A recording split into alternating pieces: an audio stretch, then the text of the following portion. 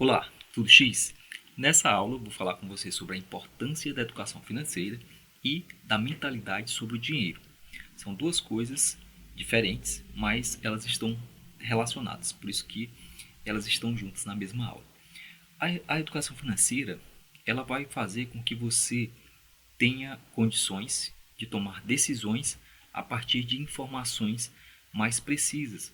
Ou seja, você vai conseguir ter maior clareza sobre os seus problemas financeiros do dia a dia, seja para decidir por uma compra, seja para decidir por um empréstimo pessoal, para pagar a dívida do cartão de crédito. Ou seja, você tem mais informações e você tem mais condições de tomar boas decisões que vão impactar positivamente a sua vida. Mas é só isso que a educação financeira faz? Na verdade, tem um leque de coisas que são conseguidas através da educação financeira. Uma delas é balancear as finanças, ou seja, você tem condições de saber exatamente qual é a sua fonte de renda, quanto essa fonte de renda entrega para você, quanto você pode gastar, você pode projetar as suas despesas para você saber quanto você precisa para cada coisa, para cada área da sua vida. E, enfim, você não vai entrar no problema de gastar mais do que você ganha, que é a alavancagem da renda, uma das mais frequentes situações em que as pessoas se colocam, que acabam trazendo bastante problemas do ponto de vista financeiro, inclusive com negativação de CPF, a impossibilidade de obter créditos e uma série de outros problemas. Discernir entre as dívidas de consumo e as dívidas de crescimento são duas coisas completamente diferentes. Quando a gente está falando de dívida de consumo, estamos falando daquelas dívidas que, em geral, são desnecessárias, que a pessoa poderia acumular para depois adquirir, ou seja, ela poderia atrasar um pouquinho a sua recompensa, poderia ter um pouco mais de paciência e adquirir essa recompensa um pouco mais adiante. Comprar um carro financiado, isso é uma dívida de consumo, porque o carro evidentemente é um bem de consumo, apesar de ser um bem que dura alguns anos, ele é um bem de consumo e ainda mais, além da desvalorização que ele sofre, ainda tem uma série de outros fatores, como gastos com reparo, a sua revisão periódica, combustível e uma série de outros fatores, impostos como IPVA, licenciamento. Então, esse tipo de gasto, ele é um gasto que, se você se endividar, você está fazendo uma dívida de consumo, que é uma dívida que prejudica você, trazendo mais complicações do que soluções. Agora, o mesmo carro que está sendo financiado, ele poderia ser uma dívida de crescimento. Olha só que interessante, porque é o mesmo carro, é a mesma situação de endividamento, só que em uma situação ele é uma dívida de consumo e em outra ele pode ser uma dívida de crescimento. Como é que um financiamento de um carro poderia ser uma dívida de crescimento? Por exemplo, se esse carro é para um taxista que vai ganhar dinheiro com esse carro, é a ferramenta de trabalho dele, ele está adquirindo uma ferramenta de trabalho. Se ele pudesse pagar à vista, excelente. Só que ele já tem um plano onde ele vai financiar, ele sabe quanto ele vai arrecadar por mês com aquele carro, com o seu trabalho. Esse rendimento, ou seja, ele vai ganhar dinheiro que ultrapassa o valor da dívida. E com esse dinheiro ele faz a quitação da sua dívida. É uma dívida de crescimento. Poderia ser uma outra situação.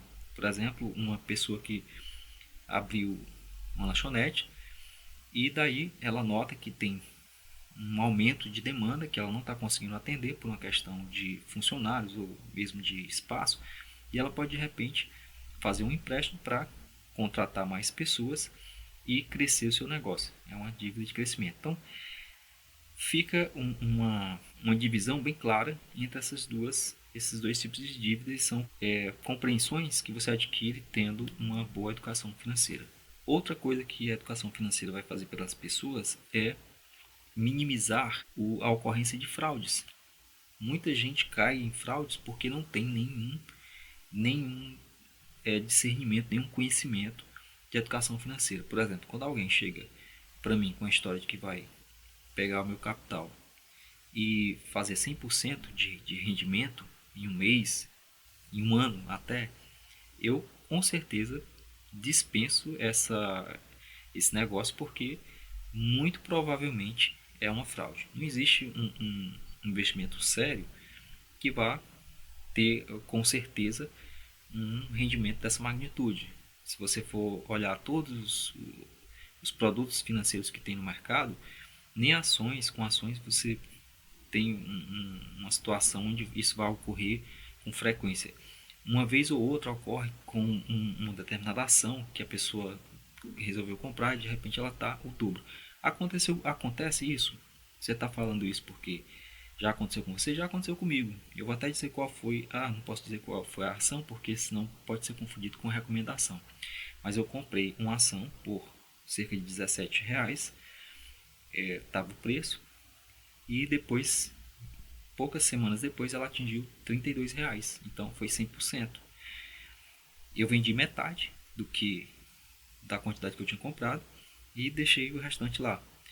Só que ela continuou crescendo, até passou de 43. Quando passou de 43 eu resolvi encerrar fiz a venda completa do restante, porque eu achava que não tinha mais espaço. Para você ver como eu também tomo decisões que podem acabar me fazendo perder a oportunidade. Essa mesma ação que já estava em 43, ela passou de 78. Então, se eu não tivesse feito nada, eu teria saído de 17 para 78. Aí a questão dos múltiplos aí vai ficar na sua imaginação, porque não cabe ficar falando dessas coisas, mas acontece. Só que é um evento raro e não é uma coisa que você vai dizer, olha só, ele escolheu porque ele sabia que isso ia acontecer. De jeito nenhum. Eu escolhi baseado em fundamentos, que é uma outra história, análise fundamentalista. Escolhi por causa disso, e aí de repente aconteceu essa situação. Mas se alguém chega para mim e me oferece um rendimento desse tipo, dizendo que é certeza, é 101% de chance de ser uma fraude. Mais uma coisa, você tendo uma boa educação financeira, você vai ter condições de saber, de criar o hábito de acumular recursos, tanto para situações de emergência quanto para realizações de médio e de longo prazo. Vamos supor, vou dar um outro exemplo pessoal, porque eu acho que o melhor exemplo para quem quer ensinar alguma coisa é viver aquilo na sua própria história. No caso do meu primeiro carro, eu não financiei. Eu esperei, até que eu comprei o meu primeiro carro à vista.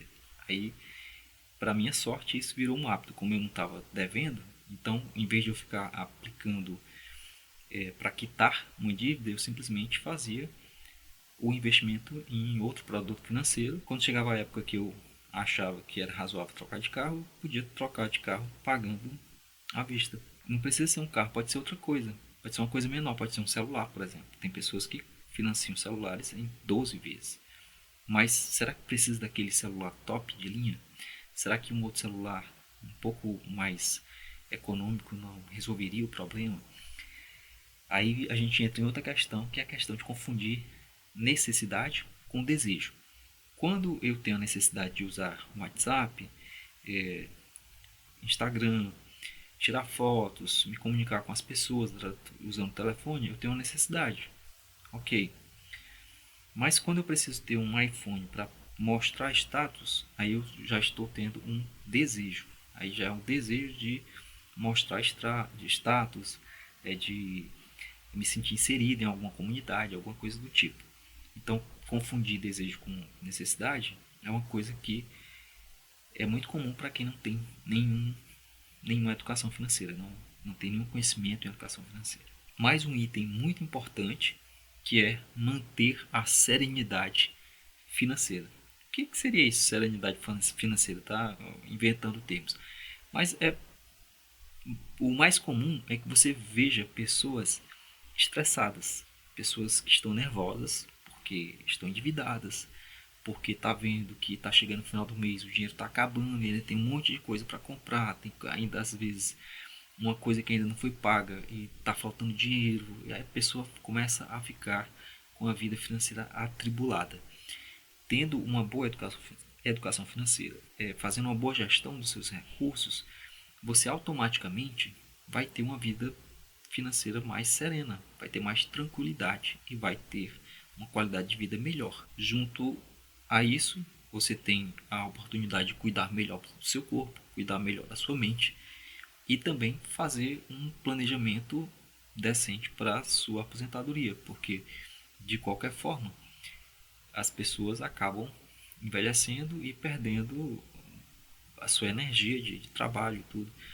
Não que você precise realmente parar de trabalhar. Eu não recomendo que você pare de trabalhar, pare de fazer negócios, pare de se mexer. Mas você pode ter uma tranquilidade de ter mais tempo a partir de determinada idade para que você faça coisas que você não faz hoje por conta de suas ocupações. Tá trabalhando, está estudando, alguma coisa assim, está sempre ocupado. Então você pode fazer esse planejamento também usando uma boa educação financeira. Agora vamos à parte da mentalidade sobre o dinheiro. O que seria a mentalidade sobre o dinheiro? É a forma como você se relaciona com riqueza e dinheiro. Quando eu falo em riqueza, você pode, se você sente algum desconforto de falar sobre riqueza, é porque você tem algumas crenças, algumas máximas no seu cérebro que dizem que riqueza é uma coisa ruim. E a questão da riqueza não é o fator ser rico ou não ser rico. Quando eu falo de riqueza, eu estou falando de produtividade. A riqueza é no sentido da produtividade. Então, se a pessoa tem uma série de preconceitos, ressentimentos ou outras emoções e sentimentos negativos em relação à riqueza, isso faz com que ela tenha mais problemas financeiros. Imagina uma pessoa que acha que todo rico é desonesto.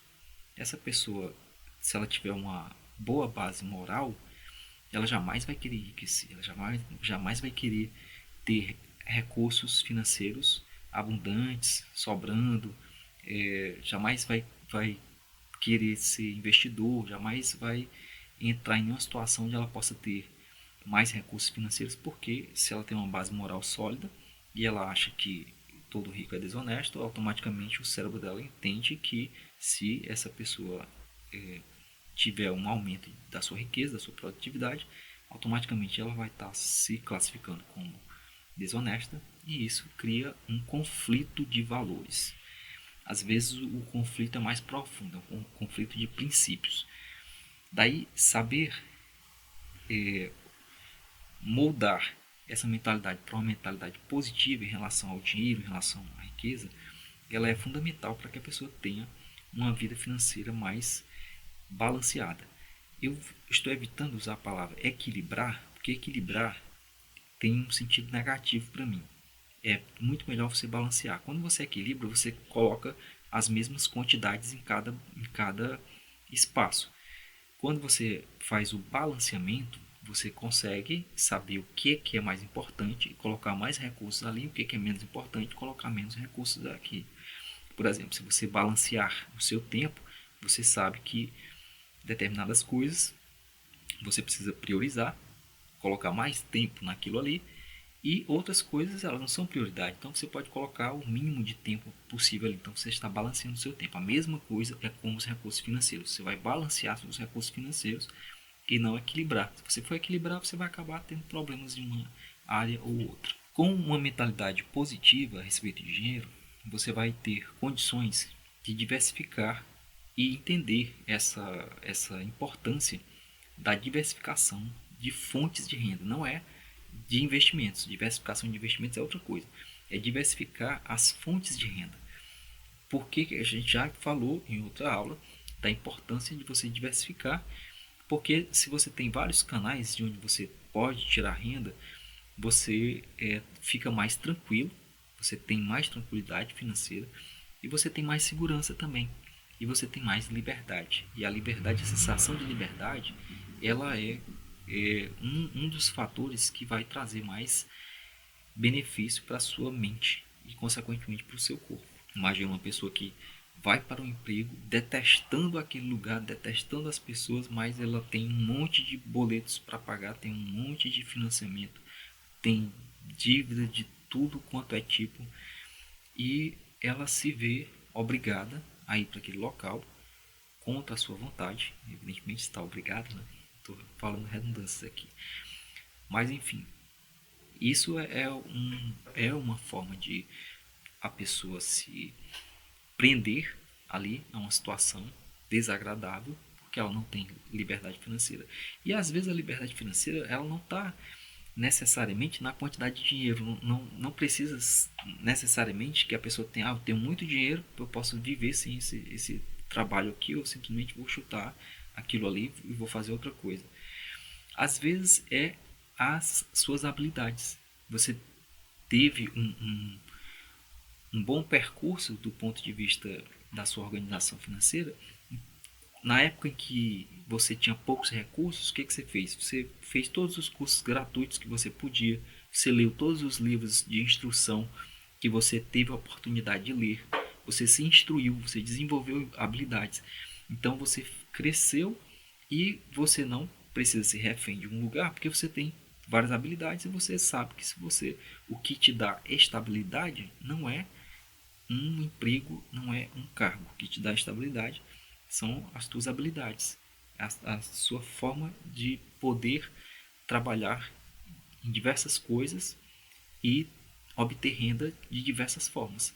Daí você, quando você tem um monte de ideias de onde você pode tirar dinheiro, caso uma fonte falhe, você se sente mais tranquilo e você consegue viver uma serenidade financeira. Ainda falando de mentalidade, uma das coisas que a pessoa aprende corretamente é fazer boas negociações, não fazer negócios onde ela tome prejuízo e também não fazer negócio procurando tirar vantagem do outro. Um negócio ele precisa ser um negócio honesto, não é a questão de se aproveitar de que alguém está com uma dificuldade ou então uma pessoa mais ingênua, a pessoa vai lá e tira vantagem. E isso não é conhecimento financeiro, não é uma boa relação com o dinheiro. Isso aí é outra coisa. Mas é a pessoa saber fazer uma boa negociação, tirando o proveito do seu conhecimento e do seu nível de informação. E assim a pessoa tem mais disposição para aprender sobre finanças, ela vai ler blogs, ela vai ler artigos de revistas, ela vai procurar jornais ou vídeos que falem sobre esse assunto, então ela vai ter muita disposição para continuar aprendendo o tempo todo, porque na verdade as finanças elas são muito dinâmicas, elas estão o tempo todo tendo, você vê que surgem novos impostos, por exemplo no nosso país surgem impostos novos de repente, as alíquotas aumentam, outras acabam aumentando também, mas tudo isso faz parte do jogo financeiro. Então você precisa estar preparado e informado sobre essas questões. Com isso você também aprende a planejar, que é o principal, e a investir. Investir é essencial, não é uma coisa que você é opcional. Ah não, vou fulano de tal passou a vida inteira, nunca investiu, sobreviveu. Mas veja bem, às vezes a pessoa investiu. Quando a gente fala em investimento, não está falando só exclusivamente em produtos financeiros. Os produtos financeiros, é claro, são os mais comuns quando se fala de investimento. Por exemplo, se eu não sei e não tenho capital, vamos supor que eu não tenho capital para investir numa escola, mas eu sei que tem as empresas que trabalham com educação, inclusive que tem faculdades, que elas têm ações na bolsa. E eu quero participar disso. Aí eu vou lá e compro ações daquela empresa. Lá eles vão administrar esses recursos e vão pagar dividendos. Esse é um tipo de investimento. Mas também tem os outros investimentos. Quando você compra um computador para você trabalhar, isso é um investimento. Quando você paga um curso para você se instruir e ter mais habilidades, ou seja, desenvolver uma nova habilidade, você fez um investimento. E investimento não é só investimento financeiro.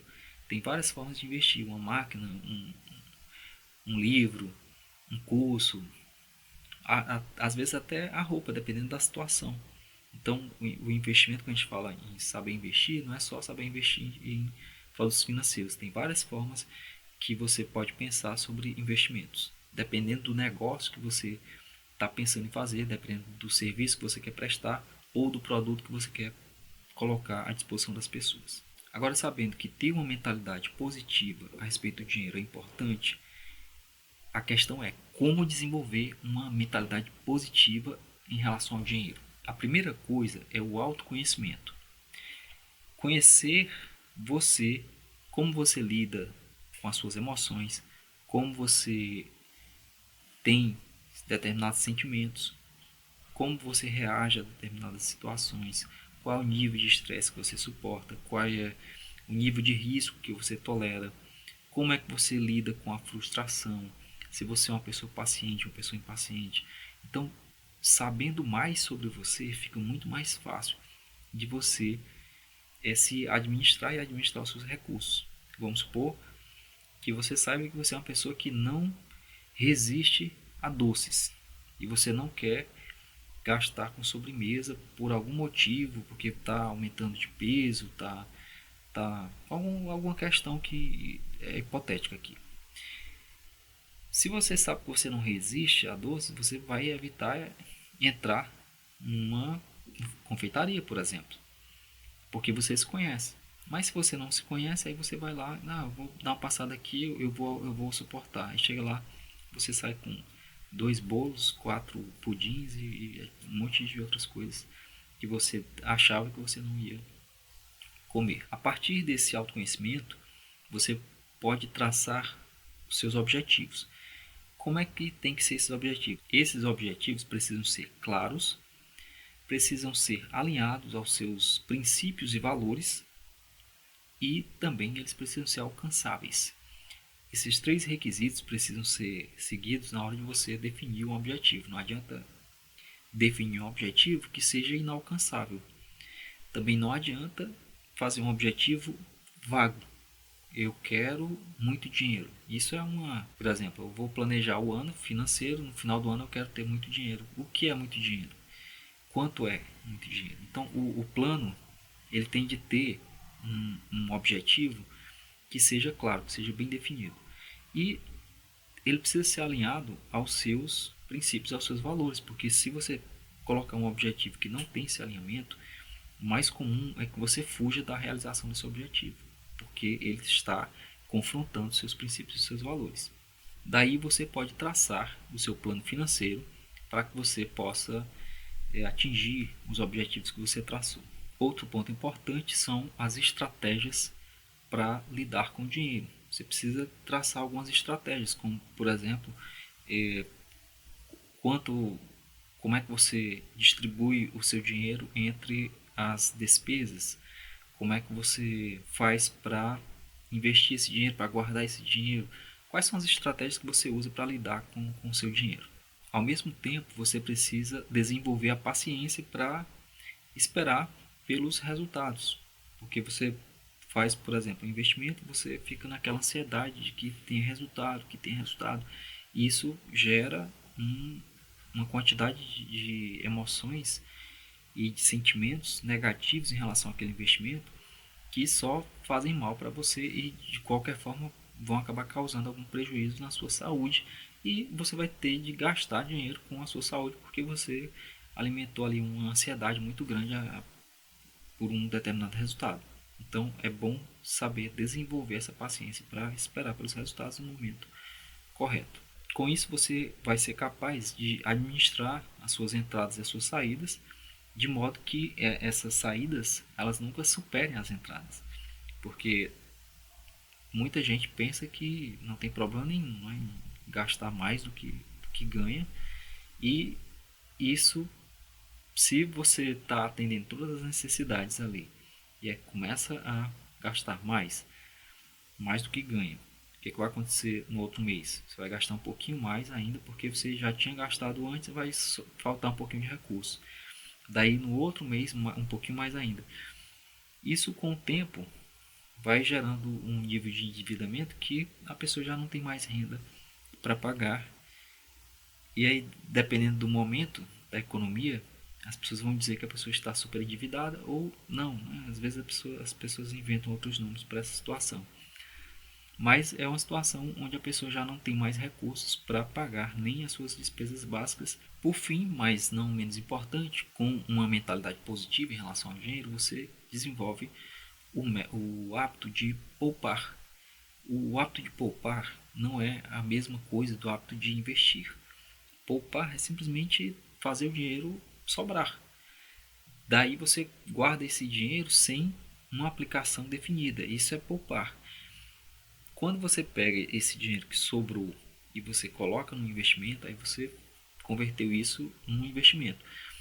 Só que a melhor situação, a situação que você precisa procurar, é a situação onde você já, no recebimento da sua renda, você já reserva o dinheiro do investimento, ou seja, você já tem aquela parte destinada ao investimento como se fosse uma dívida. Agora me diga uma coisa, se você paga uma dívida todo mês, por que você não é capaz de todo mês pagar um investimento? Não, a gente não está falando aqui que precisa ser um investimento, um mega investimento. Você desenvolver o ato de investir e de poupar é mais importante do que a quantidade desse investimento e a quantidade dessa poupança. A quantidade ela vai ser crescente. O hábito, se você adquirir agora, isso só vai fazer bem. Então você pode começar se você não tem ainda, eu espero que você já tenha esse hábito de poupar e também o hábito de investir, considerando que a melhor situação é aquela onde você já recebe o seu dinheiro e você já reserva uma parte ali para investir. Agora essa parte para investir, como eu falei, dependendo da situação em que você se encontra no momento, pode ser que um bom investimento seja um livro, pode ser que um bom investimento seja pagar por um curso para se instruir, desenvolver uma nova habilidade. Então, cuidado para não confundir e pensar que investimento é só aquilo de comprar produtos financeiros. Existe um investimento em você mesmo, que é um dos melhores investimentos que tem, que é você desenvolver habilidades, você desenvolver o seu conhecimento, aumentar a sua capacidade de resolver problemas. Quando você desenvolve essa capacidade de resolver problemas, você fica mais caro, porque você tem mais condições de resolver problemas, você pode resolver problemas para mais pessoas. Por tudo isso, mantenha na mente esses dois tópicos, a importância da educação financeira, a importância da mentalidade sobre o dinheiro. Pratique isso na sua vida e desejo você uma excelente aprendizagem. Até a próxima aula.